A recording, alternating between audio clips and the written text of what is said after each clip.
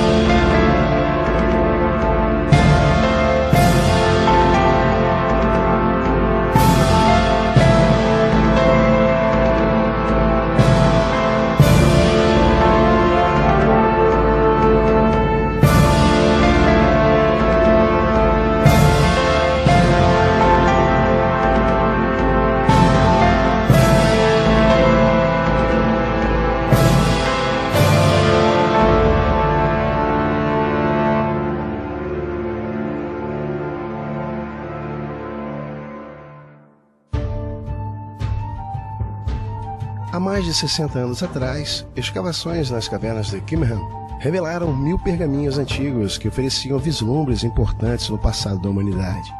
Os arqueólogos ficaram perplexos ao encontrar um texto em comum entre estes, um pergaminho que oferecia pistas sobre o desaparecimento dos Nephilims. Ele é chamado de O Livro dos Gigantes. A Bíblia faz várias referências aos Nephilims, e a maioria delas pode ser encontrada no livro de Gênesis. Porém, uma maior parte das informações relativas a estes gigantes estão contidas no livro apócrifo de Enoque. Este antigo trabalho religioso judaico é atribuído ao bisavô de Noé, embora alguns estudiosos datem parte deles em torno de 300 a.C. Enoque é um personagem no mínimo intrigante. O livro de Gênesis nos diz que ele viveu na Terra por 365 anos, antes de ser levado por Deus. Ele andou com Deus e não foi mais visto na Terra, porque Deus o levou para si.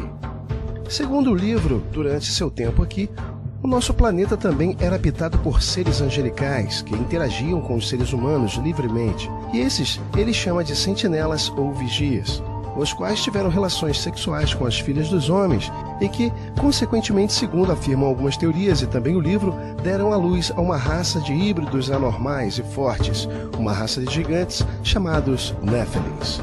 A origem da palavra Nephilim não é totalmente compreendida, mas estudiosos propuseram várias etimologias, como aqueles que caíram do céu, os caídos, apóstatas ou, independentemente de seu nome, os Nephilims sempre foram sinônimos de gigantes, portanto, a atribuição deste nome está sempre relacionada aos gigantes. Lembrando, é claro, que Zacarias Sitchin, um dos maiores conhecedores da língua suméria e hebraica de nosso tempo, deixou em evidência que o termo Nephil está mais associado ao significado de aqueles que caíram, sendo uma referência clara aos vigilantes ou anjos caídos.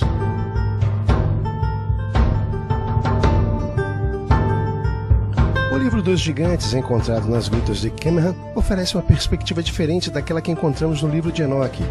Embora incompleto, os fragmentos pintam um quadro sombrio.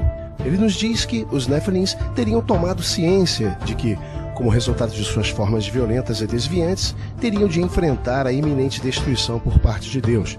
E isso acabou os assustando, o que fez com que pedissem a Enoque para que este intercedesse por eles a Deus. O texto começa detalhando como os Nephilims vinham atormentando a terra e tudo o que havia nela. Mas, uma vez que todos eles começaram a receber sonhos proféticos da desgraça, o medo se infiltrou em seus corações. O primeiro a ter esses sonhos foi Mahawai, filho do anjo titã Barak. Em seu sonho, ele viu um continente ser submerso pelas águas. Isto simbolizaria a inundação e a subsequente destruição de todos pelo dilúvio. Na época, este fato não havia se tornado óbvio para os Nephilims. Tanto é que eles debateram o significado do sonho com Mahawai, mas não tiveram sucesso ao interpretar os sinais. Logo depois, mais 2 gigantes, Órrea e Árrea, Os filhos do anjo caído Semiasa começaram a ter sonhos semelhantes. Eles sonhavam com uma árvore desenraizando, com exceção de 3 de suas raízes. Os gigantes agora percebiam a natureza profética de seus sonhos e procuraram a ajuda de Enoque. Infelizmente, Enoque já tinha desaparecido da face da terra, de modo que um Nephilim eleito aconselhou a um dos seus membros a empreender uma viagem cósmica a fim de encontrar Enoque. Os textos seguem dizendo: Marhuai montou no ar com ventos fortes e viajou ao céu como águia. Ele deixou para trás o mundo habitado e passou a ver grande desolação no deserto. Enoque o viu e saudou-o. E Marhuai disse-lhe: Todos os gigantes aguardam as suas palavras, ó Enoque. Infelizmente, partes dos pergaminhos foram danificados, mas a direção geral do texto é óbvia. Um dos Nephilims viajou para fora da terra em busca de Enoque e os seus poderes de interpretar visões e sonhos. O texto torna-se muito interessante se o considerarmos não como um conto alegórico, mas a descrição de um verdadeiro evento cujo significado tornou-se confuso para nós ao longo do tempo. Enoque envia Marhuai de volta de onde ele veio, prometendo-lhe que falaria com Deus em seu nome. Infelizmente para os Nephilims, o que veio a seguir não foram boas notícias. Até Rafael chegar, eis que a destruição está por vir, uma grande inundação, e ela irá destruir todos os seres vivos e tudo que está sobre os desertos e mares. Se eles suplicaram a Deus para mudar de ideia ou não, o texto não pode dizer, pois ele está fragmentado. E não obstante a isso, mostra claramente sua ausência na Terra, mais uma vez dando a conotação de um dilúvio global, como descrito em várias culturas. Nessas regiões polares, onde plantas e animais tropicais viveram em abundância um dia, de repente começaram a acumular imensas massas de neve e gelo, o que deve ter resultado na grande era glacial depois do período do dilúvio. Mas as águas do dilúvio não vieram só de cima. Até ainda mais espetacular, reservatórios de água subterrâneos cuspiram água para fora. Romperam-se todas as fontes do grande abismo. As bacias dos oceanos subiram.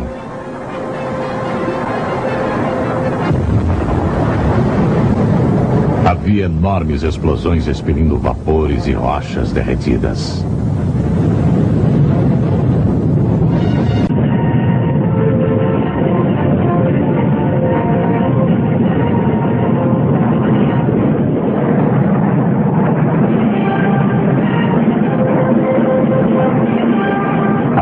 Continuaram a subir até 3 semanas mais tarde, onde o dilúvio alcançou o ponto máximo, com profundidade de cobrir as montanhas, e manteve-se assim por 110 dias, até que as águas haviam destruído todos os seres viventes dos continentes, exceto os que estavam na arca e receberam um cuidado amoroso especial de Deus. A fase final do episódio do dilúvio inicia-se em Gênesis, capítulo 8, onde lemos que Deus fez soprar um vento sobre a terra e baixaram as águas. Fecharam-se as fontes do abismo e também as comportas dos céus. E a copiosa chuva dos céus se deteve. As águas iam escoando continuamente por sobre a terra. A formação das bacias oceânicas está entre as questões mais intrigantes para os geólogos. Causa igual perplexidade a elevação das montanhas, como evidenciado por tantas teorias mutantes. Estudantes de geologia do dilúvio indicam o caráter sobrenatural das origens das montanhas no Salmo 104, que diz: Elevaram-se os montes, desceram os vales, até o lugar que lhes havia preparado. Puseste as águas divisa, que não ultrapassarão, para que não tornem a cobrir a terra.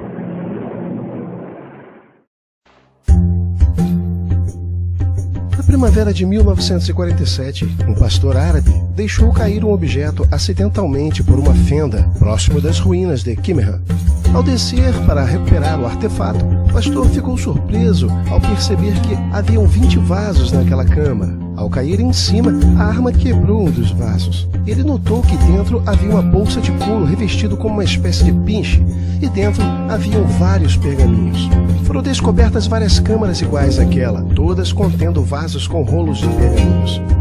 Os rolos continham vários livros de escrituras muito bem conservadas. Os textos estavam em hebraico antigo desconhecido, que foram posteriormente traduzidos por um perito do dialeto contido nos pergaminhos. Grande parte dos manuscritos tratava a respeito de uma sociedade judaica até então desconhecida, os essênios. Haviam vários registros contendo relatos sobre os seus rituais e sobre a sua cultura. E segundo os escritos, estes estariam familiarizados e amigados com a pessoa de Jesus Cristo e guardavam consigo os evangelhos escritos por seus apóstolos. Evangelhos estes que não foram incluídos na Bíblia atual, como o Evangelho de Filipe, que era amigo de infância de Jesus, e textos observados em toda a sua integridade. Um dos livros encontrados incrivelmente interessante e já traduzido para o nosso idioma foi o livro de Enoque. Ele foi montado e dividido em 5 partes.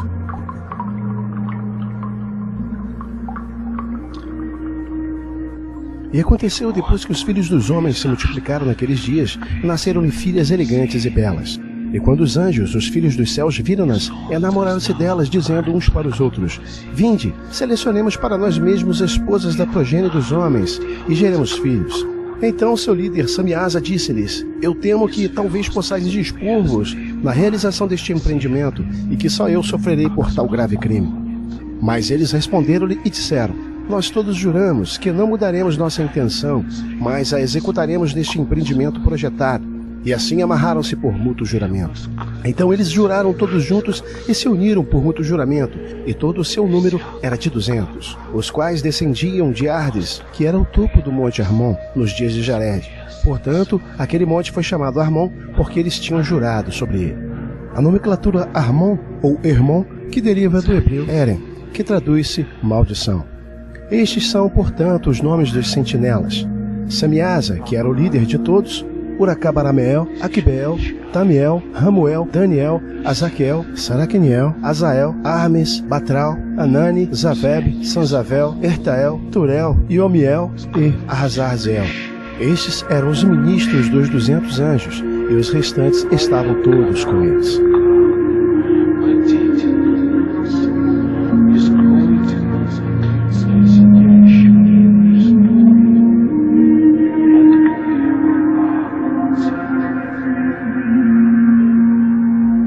O termo Nefilim é citado especificamente por 2 vezes na Bíblia, em Gênesis 6:4 e Números 13:33, porém é aludido frequentemente. A Bíblia nos dá a narrativa de que os Nefilins eram uma raça de violentos gigantes que viviam no mundo pré-diluviano, convivendo com os seres humanos. A maioria crê que eles foram um cruzamento de humanos com os anjos caídos, ou demônios, que seriam aqueles que desceram dos céus, os famosos sentinelas do livro de Enoque. De qualquer forma, o envolvimento desses seres é sempre mencionado, como no caso dos Rafins, onde as suas batalhas entre humanos sempre foram claramente citadas. A história mais conhecida é a do rei Og de Bazan, morto com seu exército quando seu reino foi invadido e saqueado. Os sobreviventes, homens, mulheres e crianças, foram dizimados e eliminados pela mais poderosa força Nefilim da terra. Alguns descendentes desta raça de gigantes continuaram a batalhar contra os israelitas, perdendo gradativamente sua força e desaparecendo por completo. Uma tribo muito conhecida, os Anaquins, aliou-se aos filisteus. Foi justamente de lá que surgiu o famoso gigante Golias, um dos últimos descendentes dos Nefilins. A Bíblia descreve Golias com quase 4 metros de altura, porém, ela é pequena se comparada com a cama do rei Og de Bazan, que, segundo o livro de Deuteronômio, tinha mais de 4 metros de comprimento. Isso é basicamente o gigante chinês Wei Yongming sentado nos ombros do jogador de basquete americano Shaquille O'Neal.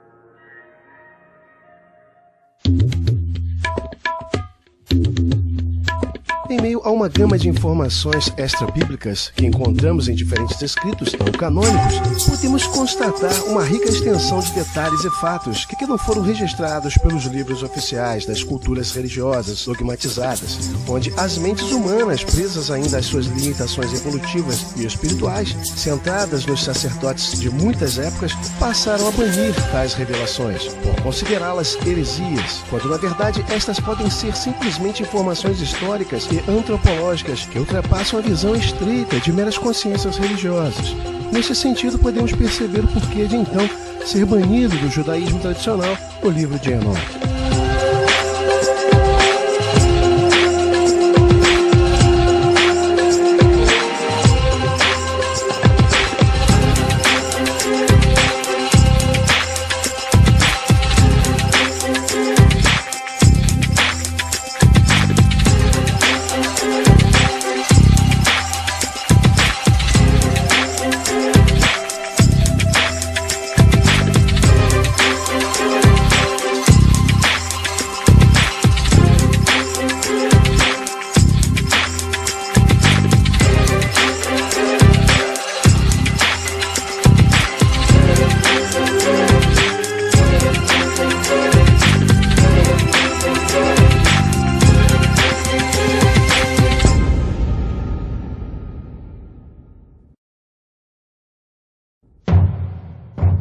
Gigantes. Histórias que se transformaram em mitos e lendas. Eles vivem em um lugar sombrio na memória humana. Assim como fantasmas, eles se tornaram lembranças distantes que partiram, nos fazendo acreditar que nunca existiram. Assim como os monstros lendários que bem conhecemos hoje, os gigantes povoam o imaginário dos povos e culturas distintas, compondo agora seus mitos e lendas, dos quais um dia foram reais. Mas, ao contrário das bestas encontradas nos mares, rios e lagos misteriosos do mundo, os gigantes são apenas dúvidas que permeiam a mente do homem moderno. As antigas histórias de gigantes da antiguidade, aos poucos têm se tornado memórias quase apagadas pelo tempo, dando lugar a contos de fadas míticos de uma realidade tida hoje como fábula. A crença humana do que é real ou imaginário tem se limitado a uma ciência experimental. Assim, conhecimentos preciosos de uma era esquecida, corroboradas de vestígios espalhados pelo mundo, estão desaparecendo rapidamente, seguindo novamente para o reino inferior dos mitos. Mas bem sabemos que nem sempre foi assim. Referências importantes tanto da Bíblia como em vários textos de culturas distintas fazem menção de um longínquo tempo da história da humanidade em que os gigantes caminharam sobre a Terra. Um tempo em que a crença nesses gigantes era tão intensa como nos anjos, mas hoje a crença no sobrenatural e coisas incomuns, como aquelas que não conseguimos explicar, se tornaram cada vez mais atacadas pela febre do racionalismo da era moderna, da ciência toda poderosa e absoluta, que teve início no Renascimento, na era das luzes do conhecimento. Seriam essas luzes de fato? Seria este o verdadeiro conhecimento? Ironicamente, parece que agora cabe a estes seres misteriosos serem redescobertos pela própria ciência, a arqui-inimiga do mito, pois só ela pode ressuscitar os gigantes da antiguidade, cuja existência a mesma tem procurado apagar em vão da memória da humanidade, ocultando todos os vestígios que provam que um dia esses mesmos gigantes estiveram aqui e caminharam lado a lado com a humanidade.